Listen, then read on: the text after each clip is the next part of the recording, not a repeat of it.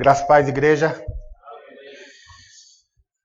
Um grande privilégio poder estar aqui com os irmãos. Me sinto muito honrado quando o pastor Marcos fez o convite para participar de algo tão especial na vida da igreja, que é a comemoração de mais um ano. Essa comemoração ela não é simplesmente porque a igreja faz mais um ano, mas a igreja ela tem uma peculiaridade muito diferenciada. Ser de fato, o instrumento de Deus neste mundo. Então, um ano é muito significativo para mudar a vida de muitas pessoas. Pessoas que estão passando em frente à igreja. Pessoas que têm contato com irmãos em Cristo Jesus. Pessoas que estão em desespero, não sabem o que fazer. Muitas vezes elas estão chegando ao término de sua jornada, seja por enfermidade, seja por qualquer outra situação. E Deus levantou um povo na terra para fazer a diferença. Então, comemorar um ano de vida como igreja é algo muito especial.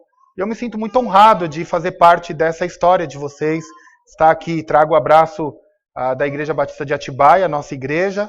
Pastor Mendes e demais pastores da igreja mandaram um abraço para todos vocês. Tenho o privilégio de estar com a minha esposa, Simone. Amanhã nós estaremos com as nossas duas filhas aqui. Elas não puderam vir hoje, mas amanhã estarão conosco. Estamos casados já há 17 anos. Esse é aquele momento que o homem sempre se atrapalha. Dá até um negócio complicado. Mas eu falo devagar olhando para ela. Se ela balançar a cabeça, eu sei que eu estou na linha certa. Se ela fizer assim, eu tenho que começar a fazer cálculos aqui, fazer somas. Mas pela graça de Deus, nós temos duas filhas, Isabela e Helena. Isabela fez 16 anos essa semana. Helena fará 8 anos, 9 anos. Eu falo e olho. 9 anos, dia 28 de outubro. Enfim, estaremos aqui amanhã também com os irmãos. Vamos nos colocar em pé para fazer leitura do texto bíblico. Eu quero aproveitar cada minuto aqui. Louvo a Deus pela instrumentalidade desta igreja. Pastor Thomas, história muito conhecida e o impacto que trouxe ao Brasil. Agora, não apenas na frente da igreja, mas também como mentor da Sociedade Bíblica Trinitariana do Brasil. Uma Bíblia que influenciou gerações e conhecida pela sua tradução fiel. Eu estou com uma aqui do Pastor Mendes, porque a minha, eu mudei para Atibaia há 9 anos e tive que me desfazer de muitos livros. Doei para o nosso seminário, para o nosso curso de mestrado que temos lá em Atibaia. E fui procurar. O problema de doar livros para a biblioteca de igreja é esse. Você vai depois procurar e não acha mais. Mesmo estando carimbado com seus dados ali, você não encontra mais. Então você sabe que é uma oferta generosa de amor. Você não vai ter mais aquilo novamente, né? E eu não encontrei a minha Bíblia, a CF, que é a tradução fiel, mas pude pegar do Pastor Mendes para compartilhar com vocês. Hoje o texto de Mateus capítulo 5, versículos 13 a 16 é o nosso texto, o texto que deu vazão ao tema deste ano que a igreja está comemorando. Evangelho de Mateus, capítulo de número 5, nós vamos ler versículos 13 até versículos 16. Quero aproveitar todo o tempo que me foi ofertado para manter os nossos olhos na palavra de Deus, porque acreditamos piamente que é a palavra de Deus que faz toda a diferença em nossas vidas. Ser cristão é um grande problema nos dias atuais, porque cristão também é atribuído àqueles que são nominais. Mas aquele a qual acolheu a palavra do Senhor em seu coração e vive por meio dela, certamente tem condições de ser uma grande diferença no mundo. E o texto diz justamente isso. Mateus 5, 13 a 16. Eu irei ler todos os versículos, os irmãos apenas acompanhem. Diz assim, versículo 13. Vós sois o sal da terra, e se o sal for insípido, com que se há de salgar? Para nada mais presta, senão para ser lançado fora e ser pisado pelos homens. Vós sois a luz do mundo. Não se pode esconder uma cidade edificada sobre o monte, nem se acende a candeia e se coloca debaixo do alqueire, mas no velador, e dá a luz a todos que estão na casa. Assim resplandeça a vossa luz diante dos homens, para que vejam as vossas boas obras e glorifique a vosso Pai que estás nos céus. Vamos orar? Bondoso Deus, nós louvamos o Teu nome por essa noite tão bela, a qual nós temos a oportunidade de louvar o Teu nome como igreja, glorificar as obras de Tuas boas mãos neste lugar, levantando homens, mulheres, famílias, para, de fato, Deus, impactar essa comunidade. Te louvamos pelo trabalho, ó Deus, assíduo dessa igreja, na comunidade, na proclamação de Tua palavra. Obrigado, Senhor, por esse privilégio. Pedimos agora que Tua palavra, como tem marcado todos esses anos, ó Deus, desta igreja, que não seja diferente nessa noite.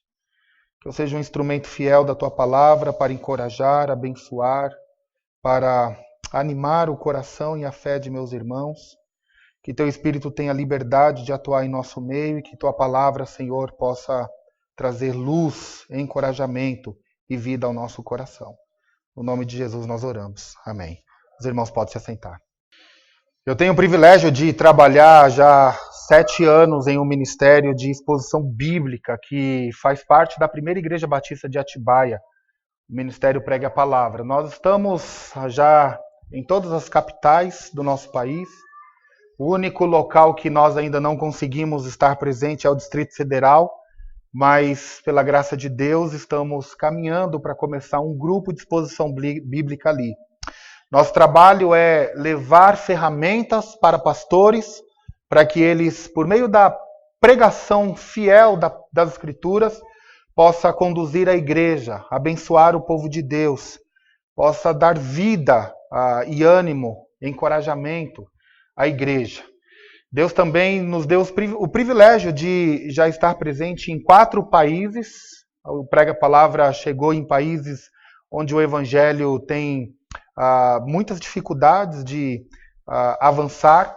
E a realidade da igreja local desses países, Angola, Cuba, Venezuela, Moçambique, são realidades em que a liderança da igreja não tem algum treinamento formal para poder instruir, ensinar a palavra de Deus e fazer pregações adequadas. Então, eu gostaria de deixar aqui os irmãos o desafio que vocês orassem por esse ministério. Nós também estamos trabalhando para trazer aqui para São Paulo. Já temos alguns grupos, Zona Leste, ali muito perto de Vila Jacuí. Vamos começar um grupo em Mogi das Cruzes esse ano, agora ainda neste semestre que iniciamos.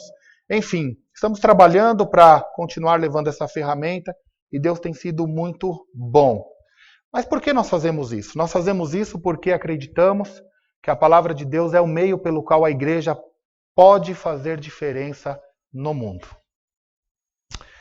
Em 2002 foi lançado um filme que se chamava, o título do filme, A Jornada. E nesse filme é um filme muito interessante, é um filme cristão, vale a pena, se você não assistiu esse filme ainda, vale muito a pena você assistir em família, com seus filhos, porque ele é um filme bem interessante. Um pastor, um jovem pregador, educador, ele é professor também de um seminário. Ele tem a oportunidade de entrar em uma máquina do tempo que é desenvolvida por um mentor, um pastor que estava mentoreando alguns desses pastores, desses professores, e conduz ele um século à frente de seu tempo para que ele observe a realidade da igreja, o que está acontecendo com a igreja, como a igreja está sendo impactada pela cultura, pelas pessoas, a maneira de se identificar famílias. O que é ser uma família um século à frente de seu tempo, né? E esse pregador, esse pastor, ele está não apenas na incumbência de pregar em sua igreja e pastorear aquela igreja, mas ele também ensina em um seminário. E naquele seminário, então, ele tem algumas ideias que ele acredita que aquelas ideias serão significativas para trazer pessoas para dentro da sua comunidade, dentro da igreja e dentro do seminário. Ele acredita que algumas mudanças dará um novo ar à igreja e ao seminário, e as pessoas elas terão uma certa atração diferenciada, então, principalmente pela Igreja de Cristo, e ele começa a querer ensinar isso se vira uma tese de seu seminário, do seu trabalho de doutorado. Eu não vou dar spoiler aqui do filme, mas apenas para que os irmãos entendam o sentido do texto que nós vamos trabalhar hoje. E aí, ao chegar um século à frente do seu tempo, ele fica perplexo com o que ele enxerga, com o que ele vê. A igreja que ele conhecia parece que não é mais a igreja a qual ele fazia parte. Ela já não tem mais traços daquilo que ele defendia, acreditava e ensinava. Tudo está modificado. Nada é igual a 100 anos atrás. As pessoas, elas estão redefinindo o seu tempo, a maneira de fazer, de entender família, de entender o papel do homem na sociedade, da mulher na sociedade, do homem na igreja, da mulher na igreja, como os filhos são educados, como os filhos são ensinados, como os filhos devem viver debaixo da autoridade e instrução de seus pais. E aquele pregador, ele fica perplexo, ele não sabe o que faz. O filme retrata por diversas vezes ele entrando nas igrejas e tentando falar para eles, alertá-los do perigo iminente a qual eles estão vivendo. Dizendo, olha, isso não é o evangelho, isso não é o que as escrituras ensinam. Vocês não podem fazer isso, vocês não podem agir assim. E todo mundo começa a rir dele, todo mundo começa a achá-lo esquisito. Algumas pessoas falam, mas quem é esse homem com essa vestimenta tão arcaica, com essa roupa tão antiga? Quem é ele? As coisas que ele fala, a maneira como ele fala, parece que ele é alguém, um viajante do tempo.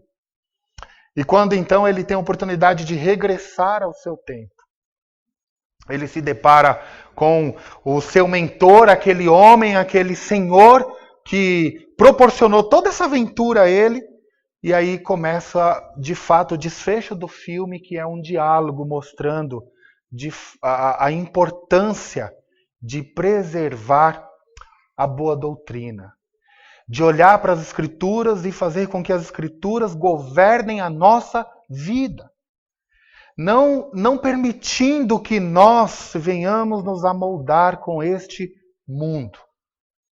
E aqui se encontra o grande drama da vida cristã. Porque nós vivemos em um mundo que tem muitas coisas bonitas. Nós olhamos lá fora e nos identificamos com tantas coisas que chamam nossa atenção. Mas é o ponto de convergência, de fato, do que o nosso texto quer nos mostrar. E eu gostaria de chamar sua atenção para essa realidade. Porque começa justamente no versículo 13 dizendo, vós sois o sal da terra. E o versículo 14 ele repete o mesmo argumento dizendo, vós sois a luz do mundo. Se você prestar atenção, você vai perceber que o verbo aqui, tanto do versículo 13, tanto como do versículo 14, se encontra no indicativo do presente. E o verbo, quando está no indicativo do presente, ele mostra algo real. Algo que é fato, que é concreto. Não é possibilidades. Não é coisas que nós podemos imaginar. Olha, eu tenho que chegar nessa situação. É algo real. É algo que já existe. É algo que já é certo, é algo que já é vivo, que já faz parte da realidade, que já está impregnado na nossa vida e nas nossas ações. Vós sois o sal da terra, vós sois a luz do mundo. Em outras palavras, o que Jesus está dizendo aqui nesse sermão belíssimo, que faz parte, está contido dentro de um enredo maior, que é o Sermão do Monte, que começa lá no capítulo 5, versículo 1 e termina no último versículo do capítulo 7, é que diante de toda a realidade que a vida possa apresentar a cada um de nós, não podemos negar ou apagar ou simplesmente não querer compreender algo que é concreto à nossa vida. Somos cristãos. E por sermos cristãos, nós somos sal e luz deste mundo. É interessante como nós podemos pensar a nossa vida a partir desses verbos apenas no indicativo. Jesus não está colocando aqui no imperativo, dizendo vocês precisam ser. Vocês devem ser. Porque Ele sabe da nossa incapacidade humana. Ele sabe que nós somos falhos. Ele sabe que nós temos limitações. Ele sabe que nós somos fracos e dependemos dele. Mas Ele está colocando algo real para o seu povo que faz parte do nosso DNA. Vem quando nós fomos salvos por meio dele. Quando a graça salvadora atuou em nosso coração, removeu as escamas de nossos olhos, nos tirou da condição a qual nós estávamos. Naturalmente nós somos selados. E esse selo é algo que não se pode remover. É algo que não se pode tirar. Quando nós olhamos para 1 Pedro, lá no capítulo 1, o apóstolo Pedro ele vai nos dizer essa verdade. Filhinhos, vocês receberam algo que não pode perder o seu valor, que não pode se macular e que não pode ser alterado. Faz parte do DNA de vocês. Por meio de Cristo Jesus nós recebemos essa viva esperança. E Jesus está mostrando nesse pequeno sermão a condição de seu povo. Vocês são. Não é algo que nós seremos, mas vocês já são. Sal deste mundo e luz deste mundo. Irmãos, isso nos coloca em uma situação muito complexa. Porque quando nós olhamos a realidade da igreja mundial, principalmente olhando para o nosso contexto, olhando para a nossa realidade, nós percebemos que o grande entrave da vida é poder ser sal e luz em um mundo que está caído, em um mundo que está quebrado, em um mundo que está destruído, clamando por esperança. Se você pegar as grandes músicas que estão fazendo sucesso, as grandes músicas seculares que estão fazendo sucesso, e analisar o grito desesperado por algo que eles não conseguem encontrar, já demonstra o retrato da nossa sociedade. O homem está literalmente quebrado. Fazemos parte de um tempo onde o maior índice de suicídio é real neste mundo. Fazemos parte de um tempo onde divórcios estão acontecendo. A família está se dissolvendo. Fazemos parte de um mundo onde a guerra cultural se impõe com muita força, com muita violência diante da igreja, e muitas vezes o povo de Deus fica acuado sem saber o que fazer. Mateus está nos lembrando, por meio de nosso Senhor Jesus Cristo, a nossa condição, a condição do povo de Deus. O tema deste aniversário, uma igreja relevante que possa fazer diferença na comunidade, no Brasil, no mundo. Não se faz diferença por meio de programas. Não se faz diferença por meio de estratégias humanas. Se faz diferença por ser luz e sal deste mundo. Por ser luz e sal deste mundo, o bom perfume de Cristo. Jesus começa então mostrando a condição do seu povo, a condição da sua igreja. Ele está colocando justamente essa situação para cada um de nós. Vós sois. Verbo aqui no presente do indicativo, mostrando de fato algo que faz parte da nossa realidade, da realidade cristã, Não é da realidade humana, é da realidade cristã. Esse é um privilégio dos salvos em Cristo Jesus. Lembre-se de Efésios capítulo de número 5, versículo de número 8, quando Paulo diz que nós somos a igreja. A igreja é o instrumento pelo qual Deus se apropria para revelar as suas verdades ao mundo. Por meio da igreja, a multiforme sabedoria de Deus. Ele revela o seu propósito, a sua graça e a sua vontade para esse mundo caído. É isso que Jesus está mostrando para os primeiros ouvintes aqui. Que eles, por ter sido perdoados, lavados e redimidos no sangue de Cristo, começa capítulo 5 de Mateus, Jesus vem da multidão, chamando os seus discípulos e começando a ensinar-lhe acerca dessas coisas. Termina o capítulo 7, o Sermão do Monte, onde Jesus fala que aquele que ouve, que escuta os seus ensinamentos e pratica, será um homem muito bem-sucedido. Ele irá plantar, ele irá edificar a sua casa acima de uma rocha, que nos tempos de maior adversidades de sua vida, não será abalada. E aí nos deparamos no meio desse sermão, onde tem vários outros sermões, que é o Sermão do Monte, Jesus dizendo aquilo que parecia ser óbvio, mas as pessoas precisavam compreender com profundidade. Vós sois o sal e a luz deste mundo. E essa condição está atrelada à nossa realidade de salvos em Cristo Jesus. A igreja é que pode fazer diferença para esse mundo. Não existe governo, ONGs, não existe nada que possa fazer a diferença para esse mundo se não for a igreja. Todas as demais coisas serão paliativos. Todas as demais coisas produzirão impactos muito curtos de mudança para a sociedade e para a comunidade. Mas Jesus está dizendo que sua igreja, o seu povo, não.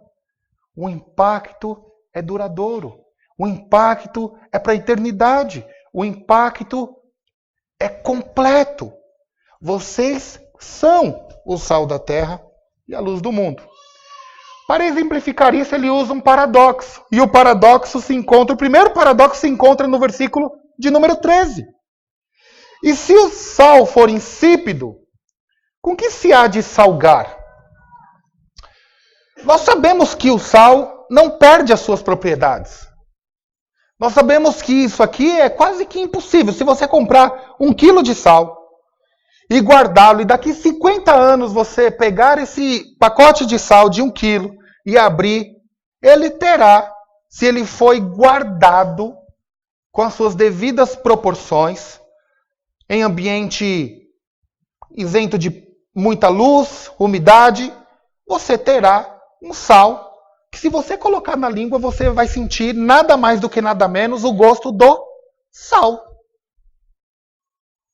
Jesus está usando um paradoxo aqui. Ele está dizendo, olha, e se o sal for insípido, com que se há de salgar o mundo? Em outras palavras, se a igreja não cumprir o seu papel de salgar esse mundo, quem vai cumprir? Quem vai salgar?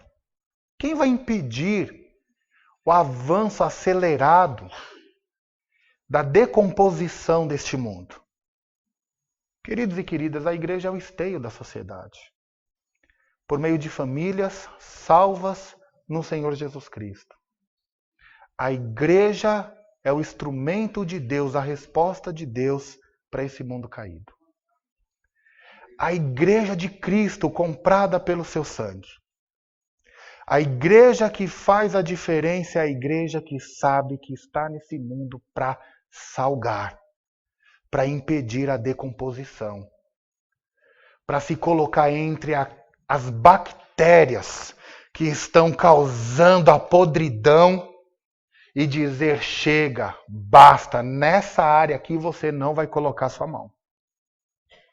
Jesus está usando um paradoxo para mostrar para o povo dele a diferença que esse povo deve fazer no mundo a qual está inserido. Eu me lembro da parábola a qual Jesus está falando para os seus discípulos entre joio e trigo. E os discípulos afoitos, porque Jesus está dizendo, olha, no meio da noite, o semeador, depois de ter semeado a boa semente, veio o inimigo e jogou lá a sementinha do joio no meio do trigo. E os discípulos afoitos com aquilo, eles dizem o seguinte, olha, o que vamos fazer então? Arrancar tudo. Jesus fala, o quê? Não, deixam que cresçam juntos. Por que deixam que cresçam juntos? Porque a igreja é o instrumento de Deus para fazer a diferença entre trigo e joio. É por meio da igreja que nós conseguimos perceber. É por meio da igreja que nós conseguimos enxergar. É por meio da igreja que nós conseguimos ver, contemplar a ação misericordiosa e graciosa de nosso Deus. Nesse mundo que está quebrado. E quando a igreja assume o seu papel, quando a igreja entende o seu papel, então a igreja avança. Sabe por quê? Porque a igreja é triunfante. A igreja de Cristo é triunfante, promessa dele. As portas do inferno não prevalecerão contra a minha igreja. A igreja é vencedora por causa de Cristo Jesus. Somos mais do que vencedores. Cantamos um belíssimo hino nessa noite. Uma promessa que está registrada em Apocalipse. Ele enxugará de nossos olhos todas as lágrimas. Significa que nesse mundo nós teremos dor. Nós iremos chorar bastante. Nós iremos sofrer muito. Mas a igreja é vencedora. Ela tem destino certo. O céu. A eternidade. E enquanto a eternidade não chega de forma individual para nós, ou de forma coletiva, quando Cristo voltar para buscar a sua igreja, nós precisamos desempenhar o papel a qual fomos vocacionados para desempenhar nesse mundo. A nossa condição natural de ser cristão, sal e luz deste mundo. Uma história muito bonita que tem no período da igreja é a história de Perpétua e Felicidade. Duas cristãs que sofreram perseguições, viveram em um período brutal em que a igreja era literalmente perseguida. E relata a história que Perpétua, uma mulher de família nobre, ela tem um filho e o império consegue capturá-la, porque alguém denunciou que ela era cristã. E seu pai, desesperado, pede para que ela negue a Jesus e poupe a família desse sofrimento. Evite esse sofrimento da sua família. Negue esse Cristo que você diz que serve, que você diz que ama. Seu filho continuará tendo mãe. Nossa família não sofrerá escárnio. E tudo voltará ao normal.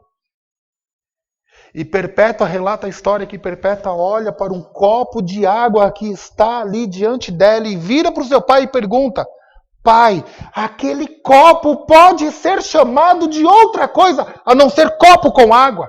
Não, não pode, minha filha. Eu não posso ser chamado de outra coisa a não ser cristã. Essa é a condição do povo de Deus. Filipenses nos lembre que os homens vejam a luz de vocês brilhar. Filipenses capítulo 2, versículo 15. Que a luz de vocês brilhem neste mundo que está em trevas. O apóstolo Paulo, em Colossenses capítulo 1, ele nos recorda do evangelho que chegou até os irmãos de Colossos, produziu transformação e estava trazendo frutos. E Paulo diz lá, esses frutos que chegou até vós é o motivo pelo qual eu me alegro, porque eu escuto da fé que vocês têm no Senhor e do amor que vocês têm por todos os santos. E quer saber de uma coisa? Capítulo 1, versículo 6 de Filipenses. Isso está impactando todo mundo. O mundo está contemplando o que vocês estão fazendo. A fé de vocês no Senhor está produzindo frutos por meio da pregação, por meio do Evangelho. Essa é a condição da nossa igreja, essa é a condição do povo de Deus. Não podemos ser chamados ou não podemos fazer aquilo pelo qual nós não fomos vocacionados. Não sabemos fazer outra coisa a não ser luz e sal deste mundo. Nós temos habilidades, nós temos faculdades que nos ajudam a desempenhar as nossas profissões, os nossos estudos. Nós temos capacidade de fazer tantas coisas. Mas algo que ninguém pode tirar de nós é como a nossa pele, é como o nosso sangue. É o fato de que somos cristãos. É isso que o texto está indicando. Se a igreja deixar de salgar, o que vai salgar esse mundo? Essa é a pergunta, esse é o paradoxo. Se a igreja deixar de atuar, o que vai fazer com esse mundo? Quem vai fazer algo por esse mundo? Jesus está usando esse paradoxo aqui para nos lembrar. E aí ele sai desse paradoxo, desse indicativo, dessa verdade, para nos revelar 3 observações fantásticas. A primeira: se o sal for insípido, com que há de se salgar? Para nada mais presta. A primeira observação é essa. Se a igreja de Cristo Jesus, estabelecida na terra por meio de sua graça, da graça do nosso bom Deus, que salvou homens e mulheres, crianças, e nos condicionou à realidade de sermos salvos no Senhor Jesus. Se ela deixar de ser influente neste mundo, se ela deixar de ser a barreira que impede o avanço da podridão deste mundo, a pergunta que nós precisamos responder para nós mesmos é: para que a igreja servirá? O texto está nos dizendo isso, na figura do sal e da luz. Jesus está falando aos seus discípulos. O contexto anterior é justamente o contexto das bem-aventuranças. É o contexto em que mostra como o Filho de Deus, o súdito do rei, deve viver nesse mundo.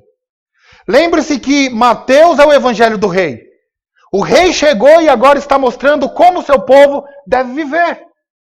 E a condição do contexto anterior é a condição das bem-aventuranças.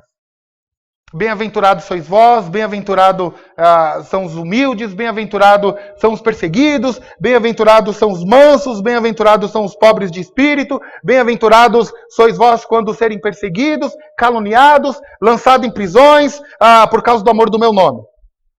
Exultai e alegrai-vos, porque isso é uma bênção. O contexto em que Jesus está remetendo à sua igreja é esse contexto. E aí ele está fazendo uma pergunta: olha, se o sal perder o seu valor, a sua propriedade. Só existe um meio de o sal perder a sua propriedade, é quando ele é misturado com outras coisas. Se ele não for misturado, ele não vai perder a sua propriedade. Sal é sal, ele não pode ser outra coisa. Você pode colocar no fogo, você pode fazer o que você quiser, ele continuará sendo sal. Dos 5 sabores em que o paladar humano consegue identificar, o sal está entre um deles. Os 5 sabores básicos que o paladar consegue identificar, o sal talvez é um dos mais fortes em que o ser humano consegue identificar. Por causa de sua propriedade tão peculiar. Nós sabemos o que é sal. Quem aqui já colocou sal no café? Eu já coloquei diversas vezes. No primeiro gole, olha que eu bebo café de qualquer jeito. Mas com sal ele não desce, eu não sei porquê. Café é algo tão gostoso que deveria descer até com sal. Mas com sal ele não desce. Porque o sal ele é peculiar. Não tem como, eu coloquei sal, agora eu vou pôr açúcar. Não dá. Você vai fazer um soro. Não dá, não tem como. Jesus está dizendo, irmãos, se perder o seu valor, se ele se tornar sem sabor, para nada mais presta. senão para ser lançado fora. Segundo elemento que Jesus traz aqui. Além de perder o valor, tem que ser lançado fora. Irmãos, que tristeza nosso tempo está atravessando, em que a igreja está apática. Amém. Ela vive uma anemia profunda. A igreja está totalmente anêmica. A igreja de Cristo, que deveria estar brilhando neste mundo, brilha por causa da soberania e graça dele. Mas você liga a televisão, coloca num canal evangélico, é de cair de costa. Não dá. O que é bom não passa. Quem tem programa bom, quem tem coisas boas para apresentar, muitas vezes não tem espaço na mídia. É triste ver a nossa realidade. Jesus está dizendo, cuidado. Porque o sal, quando ele perde seu valor, ele não apenas perde o valor e fica lá. Ele tem que ser lançado fora. E por último, é pisado pelos homens. Esse paradoxo, ele é belíssimo. Por que ele é belíssimo? Ele é belíssimo primeiro porque ele nos ajuda a pensar em algumas questões que precisamos entender dentro da perspectiva do Sermão do Monte. A primeira é o coração do Sermão do Monte. E o coração do Sermão do Monte se encontra no versículo 20. Não é o nosso texto, mas está lá, alicerçando, apontando de fato qual é a intenção de Jesus ao dizer esse sermão. Se a vossa justiça não exceder a justiça dos escribas e fariseus, de modo nenhum entrareis no reino dos céus. O coração do Sermão do Monte, desses 2 capítulos, do capítulo 5 até o capítulo 7, parte do pressuposto de que a igreja tem que ser diferente da justiça a qual os escribas e fariseus arrogavam para si. Que justiça é essa? O capítulo de número 23 vai nos dizer que essa justiça era de fato a maneira como os fariseus se observavam. Eles limpavam o seu exterior, mas o seu interior era podre. Era estragado. Eles diziam, estou limpo. E Jesus, lá no capítulo 23, vai dizer, vocês são semelhantes ao sepulcro que está aberto, exposto. Tem uma lápide muito bonita, mas quando você olha além da lápide, lá está toda a podridão. É verdade que muitas igrejas que se dizem cristãs estão nessa condição. Mas também é verdade que o nosso bom Deus tem preservado um povo para si. Seja aqui, em Atibaia, em Vila Jacuí, em tantos outros lugares. O Senhor tem preservado um povo para si, para ser fiel à sua palavra e fazer a diferença nesse mundo. Porque os súditos do rei, aqueles que estão ouvindo e praticando o sermão da montanha, eles vivem de forma diferenciada. Eles vivem na contramão desse mundo, eles vivem sendo sal. E por último, Jesus vem dizendo, versículo 14, sendo luz também. A igreja ela é tanto sal, ela serve tanto para temperar e impedir o avanço da podridão deste mundo que está crescendo de forma significativa na sociedade, na família, coletivamente, individualmente.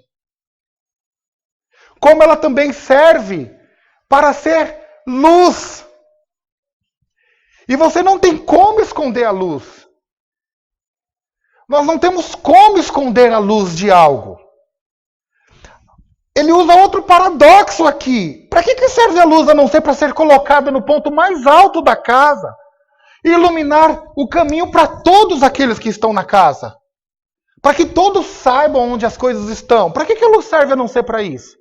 Quem é que vai pegar lá o seu lampiãozinho e vai colocar embaixo da cama? Para iluminar o quê? A pergunta que ele está fazendo dentro desse paradoxo É justamente fazendo com que o seu povo pense sobre o que é ser cristão, o que é ser sal e luz deste mundo. Vós sois a luz do mundo, não se pode esconder uma cidade edificada sobre um monte, nem se acende a candeia e se coloca debaixo do alqueire, mas no velador da casa, e dá luz a todos que estão na casa. O paradoxo da luz é um paradoxo muito interessante, porque quando nós olhamos para a realidade da luz de Cristo Jesus em nossas vidas, sem com que nós pensássemos, as nossas obras estão falando. As nossas obras estão dizendo algo para esse mundo. Isso é tão sério que Apocalipse capítulo 13 nos lembra: bem-aventurado os que morrem no Senhor. Mesmo depois de mortos, as suas obras continuarão falando. Quando nós olhamos para Hebreus capítulo 11, essa é a pergunta que o escritor aos Hebreus faz dos nossos heróis da fé. O que nós diremos ainda acerca desses que venceram reinos, praticaram a justiça, morreram diante do fio da espada, mas não negaram a sua fé em Cristo Jesus, apagaram a força do fogo? O que nós diremos acerca deles? O que o escritor aos Hebreus está fazendo ali é falando justamente essa realidade que Jesus está embutindo aqui em Mateus capítulo 5. A luz não tem como escondê-la. Ela é real. Quando ela está acesa, todos percebem. Você já teve a grata experiência, de alguém virar para você e falar: você é diferente. Não é porque ela viu você bem arrumada. Isso faz parte também do cristianismo. Não é porque ela viu que você tem uma boa oratória. Não é porque ela viu que você tem um QI mais alto. É porque ela percebeu que há algo que está iluminando a sua vida, diferente da luz que ela está acostumada, do brilho que ela está acostumada, que é o brilho do encanto deste mundo, que é passageiro, é enganoso, é mentiroso. E Jesus está falando justamente para o povo dele isso: olha, vós sois. Essa é a vossa condição, essa é a vossa realidade. Ninguém pode mudar isso. Ninguém pode fazer com que isso seja diferente. E ele faz o que faz aqui para mostrar o objetivo pelo qual o seu povo é sal e luz deste mundo. E o objetivo se encontra no versículo de número 16. Assim resplandeça a vossa luz diante dos homens, para que vejam as vossas boas obras e glorifiquem o vosso Pai que estás nos céus. Irmãos, nós vivemos em uma cultura de exageros. Uma cultura que gosta de se aparecer. Uma cultura onde ser cristão acaba sendo confrontado constantemente com essa realidade.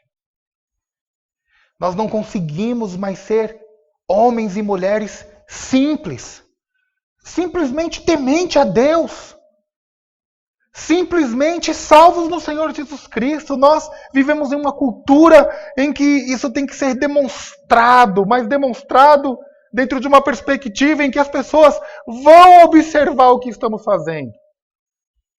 Geralmente se postam coisas no Facebook, no Instagram, em tantas outras mídias sociais para ver quantos likes teve, quantas curtidas, quantas pessoas visualizaram aquilo. Jesus está dizendo: olha, a glória não é para você. A sua condição de ser sal deste mundo e de ser luz deste mundo é para que brilhe a vossa luz, que não é sua, mas é dada por Deus para vós, para que o nome dele seja glorificado, para que o nome dele seja exaltado, para que o nome dele seja de fato louvado. E hoje nós precisamos ter muito cuidado com isso aqui, porque nós nos deparamos com a cultura do exibicionismo dentro das nossas igrejas. E Cristo está dizendo que sal e luz para este mundo não é com a condição para que nós venhamos a receber glória e louvor, mas para que o nosso Pai seja louvado e glorificado. O objetivo da condição que nós recebemos é para que o nosso Pai seja glorificado. Jesus começa ensinando no capítulo 5. Jesus termina mostrando um grande privilégio. Todo aquele que ouvir, atentar e praticar será um homem muito prudente, que edificará a sua casa sobre a rocha. Homens e mulheres, cidadãos do reino de Deus, manifestam a retidão, caráter, santidade, a salinidade do sal, o brilho da luz, para que o nosso Pai seja glorificado. Se nós queremos fazer a diferença na nossa comunidade, precisamos fazer para a glória de Deus. Se nós queremos fazer a diferença em nossa igreja, precisamos fazer para que Deus seja glorificado. Se nós queremos ser um cristão de excelência, precisamos fazer para que Deus seja glorificado. Se queremos que as pessoas enxerguem Cristo em nós, a esperança a qual nós abraçamos e a qual nós devemos evidenciar para esse mundo, é para que Deus seja glorificado. E isso só é possível, sabe por quê? Porque Cristo cumpriu todas as exigências da lei. Se você olhar o versículo seguinte do nosso texto, versículo 17, ele vai dizer: não cuideis para quem vir destruir a lei e os profetas. Não vim, mas eu vim para cumprir. Toda a nossa incapacidade, quando nós falhamos como luz ou como sal, ela pode ser redimida por causa de Cristo Jesus, porque Ele cumpriu. Ele é o nosso irmão maior. Ele é o nosso pastor maior. Ele é o nosso profeta. Ele é o nosso Senhor. E o escritor aos Hebreus está nos lembrando dessa realidade. Ele vai dizer o seguinte: filhinhos, nós temos um sumo sacerdote que se compadece das nossas fraquezas e das nossas limitações. E veja, o imperativo, não tem imperativo aqui dizendo vocês precisam fazer isso. A única coisa que nós precisamos compreender é que devemos ser o que já somos, por causa de Cristo Jesus. Luz e sal. Amanhã nós iremos ver como exercer essas verdades. Como a igreja pode ser sal e luz deste mundo. Hoje nós observamos o que precisamos fazer. Eu tenho certeza que esse sermão é repetido. Nesses 52 anos, essa igreja ouviu diversas vezes essas verdades bíblicas. Mas é muito bom relembrar. É muito bom relembrar que nós somos sal e luz deste mundo por causa de Cristo Jesus, o nosso Senhor. Curve sua cabeça, permita-me orar com você. Pai, nós te damos graça porque tua palavra nos recorda a nossa real condição neste mundo que está desesperado, quebrado. No conforto do nosso lar, da nossa família, no conforto de nossa igreja, nós temos muitos privilégios de poder louvar o teu nome, cantar verdades bíblicas, lembrar, ó Deus, as tuas boas mãos atuando na história por meio de famílias e mais famílias, como foi bem mencionado aqui nesta noite, Pai. Mas nós também sabemos que há um papel fundamental para ser exercido com autoridade. E essa autoridade, ela é garantida por meio de Cristo Jesus, porque na grande comissão o Senhor nos lembra, Deus, que recebeu toda a autoridade no céu e na terra e nos capacita para cumprir o ide, ensinando, pregando, batizando. E nós te suplicamos para que isso permaneça sendo verdade para este ano que está se findando, para os próximos anos, que a tua igreja, o teu povo, reunido para te adorar, também, Senhor, seja o esteio dessa sociedade, mostrando Cristo através da família, da criação de filhos, do papel do homem, da mulher, Cristo através da vocação do trabalho, Cristo através dos estudos na faculdade, Cristo através de cada um de nós, Pai. É a nossa oração no nome de Jesus Cristo. Amém.